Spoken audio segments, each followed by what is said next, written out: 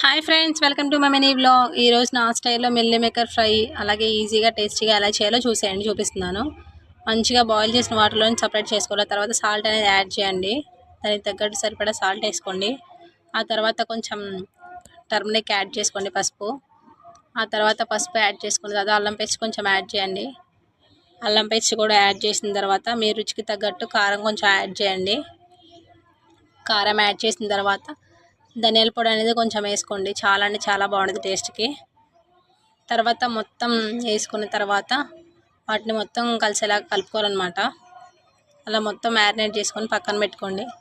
ఆ తర్వాత మంచిగా స్టవ్ ఆన్ చేసుకొని ఒక గిన్నె పెట్టుకొని ఆయిల్ వేడేంత వరకు ఉండండి. ఆ తర్వాత మొత్తం వేసేయండి ఇవి మిల్లీ మేకర్స్. ఆ మిల్లీ మేకర్స్ అనేది బ్రౌనిష్ కలర్ వచ్చే వరకు వేయించుకోండి బాగా. చూడండి ఎలా వేయించాను నేను, అలా వేయించుకోవాలి. చాలా బాగా వేగిపోయాయి చూడండి. ఆ తర్వాత కరివేపాకుతో గార్నిష్ చేశాను. చాలా అంటే చాలా బాగా వచ్చింది friends. Okay friends, thank you, bye.